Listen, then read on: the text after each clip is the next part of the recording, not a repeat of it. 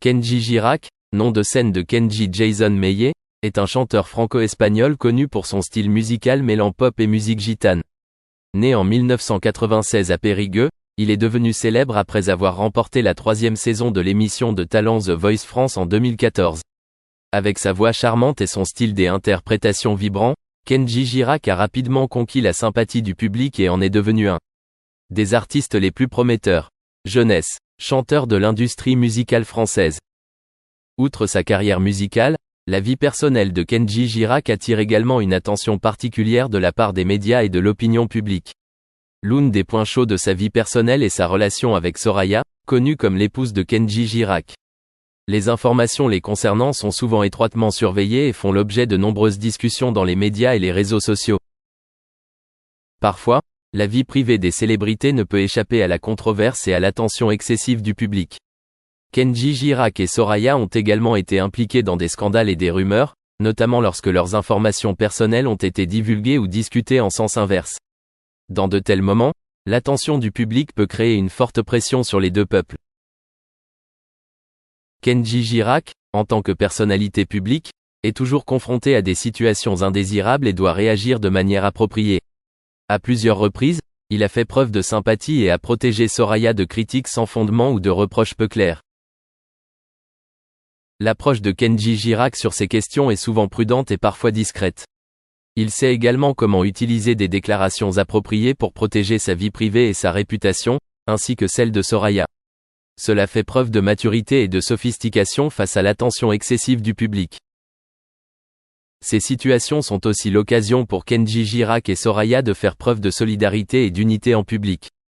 Ils essaient toujours de maintenir la paix et la confiance dans leur relation en ne laissant pas les pressions extérieures trop affecter leur vie personnelle. De ces scandales et défis, Kenji Girac et Soraya ont appris ensemble comment se surmonter et grandir en amour et en carrière. La persévérance et le soutien mutuel sont la force qui les aide à surmonter toutes les tempêtes et à continuer de tenir bon sur leur chemin. Enfin, Kenji Girac est non seulement une brillante étoile de l'industrie musicale française mais aussi une personne qui sait gérer sa vie privée avec délicatesse et respect. Le fort soutien de ses fans ainsi que l'amour sincère de sa femme et de sa famille l'ont aidé à surmonter tous les défis pour continuer à réussir et à être heureux dans la vie. New Detective a récemment rendu compte de Soraya Miranda, dont la vie a été tumultueuse après les récents événements. Soraya vit actuellement un stress post-traumatique sévère, une situation qui a profondément affecté sa santé physique et mentale. Les symptômes contre lesquels elle luttait comprenaient une anxiété débilitante, de l'insomnie et une fatigue extrême. Soraya Miranda, un personnage résilient autrefois connu pour son extérieur calme et ses talents d'enquêteur, se retrouve désormais confrontée à une crise qui menace de détruire sa santé. La série d'événements qui ont précédé ce moment ont été douloureuses, marquées par des incidents qui ont ébranlé son sentiment de sécurité et de stabilité. Tout commence par une enquête de routine et prend une tournure inattendue. Soraya a suivi méticuleusement les pistes d'une affaire très médiatisée impliquant une mauvaise conduite d'entreprise. Sa quête de justice l'entraîne au plus profond d'un réseau de tromperie et de corruption, où des personnalités puissantes opèrent en toute impunité. Malgré les risques, Soraya poursuit sans relâche sa quête de la vérité, motivée par un engagement inébranlable à découvrir la vérité et à demander des comptes aux responsables. Cependant, les risques ont été considérablement accrus lorsque Soraya est tombée sur des preuves liant des individus influents au crime organisé. Du coup, les menaces auxquelles elle faisait face n'étaient plus seulement juridiques ou professionnelles mais aussi personnelles et menaçantes. Des tactiques d'intimidation ont commencé à émerger, des avertissements voilés, des messages anonymes faisant allusion à des conséquences directes. Elle a donc poursuivi son enquête. La pression monte alors que Soraya se retrouve isolée, prise entre les exigences de sa conscience et les dangers tangibles qui empiètent sur sa vie. Le sommeil devient insaisissable, ses nuits hantées par de vifs cauchemars où l'obscurité se cache à chaque coin de rue. Le poids de la responsabilité pesait lourdement sur ses épaules, aggravant son anxiété jusqu'à l'affaiblissement. Physiquement, son équilibre et sa famille, inquiets pour sa santé, ont tenté d'intervenir et ont poussé Soraya à demander de l'aide.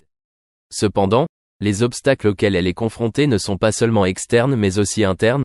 La farouche indépendance qu'il a longtemps définie devient désormais un obstacle pour trouver le soutien dont elle a tant besoin. Dans ces moments les plus calmes, Soraya lutte contre le doute et la culpabilité, se demandant si sa quête de justice vaut les sacrifices personnels qu'elle doit endurer maintenant.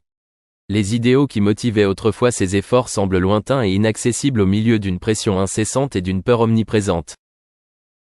Malgré l'obscurité qui approche, des lueurs de lumière résilientes existent toujours. La détermination de Soraya, bien que mise à l'épreuve, reste une lueur d'espoir au milieu du chaos. Avec le soutien d'alliés de confiance et les conseils d'experts, elle entame un difficile voyage de rétablissement, un chemin semé d'incertitudes mais enraciné dans la conviction que restaurer la tranquillité d'esprit est un combat qui vaut la peine d'être mené. Alors que Soraya traverse ce chapitre difficile de sa vie, le chemin à parcourir reste incertain. Les cicatrices de la souffrance sont profondes, mais dans leur obscurité, la résilience d'une femme trompeuse ne se définit pas uniquement par la pitié. Son histoire, témoignage de la complexité du courage et de la recherche incessante de justice, rappelle la capacité d'endurer, de grandir et, finalement, de sortir plus fort du creuset des difficultés. Lors d'un entretien dans son bureau, Soraya Miranda était assise calmement mais ses yeux portaient toujours un air clairement fatigué.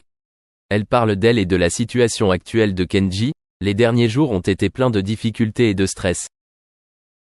Nous traversons une période très difficile, a commencé Soraya. L'émotion et l'excitation nous ont tous envahis. Cela nous a tous laissés très fatigués, tant physiquement que mentalement.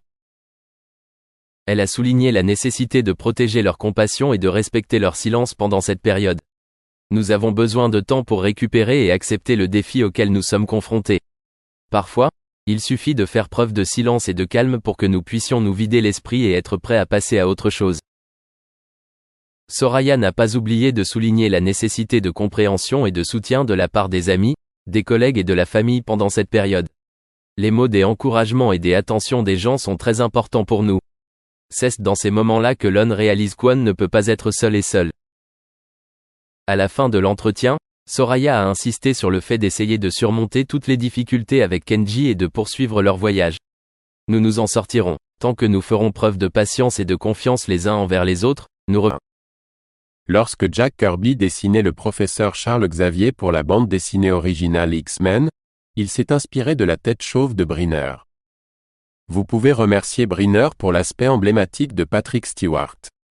Le rôle ultérieur de Brynner l'a casté en tant que pharaon Ramsès II dans les 10 commandements, mais il y avait un obstacle à surmonter, son costard Charlton Heston. Ce n'était pas Heston lui-même qui dérangeait Brynner, c'était plutôt la disparité physique. Désireux d'éviter de paraître petit à côté du robuste Heston, Brynner s'est lancé dans un régime d'entraînement rigoureux. Sa nouvelle musculature a non seulement tenu bon contre Heston mais a également élevé son attrait, particulièrement auprès du sexe opposé.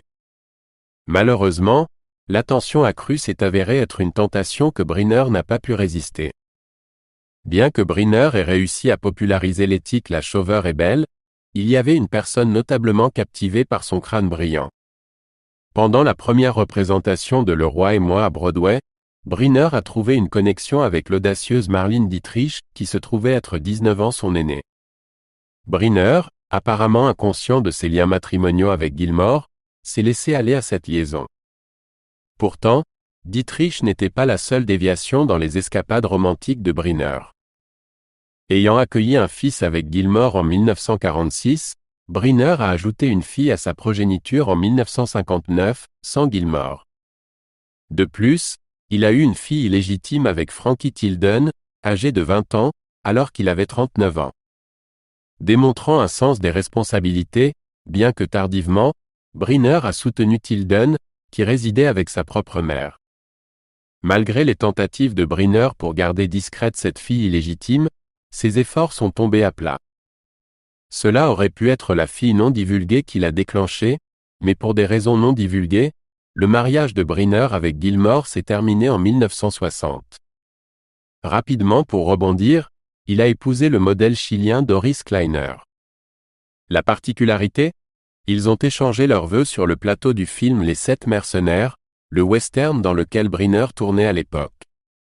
Espérons que le décor ne se composait pas uniquement de cactus.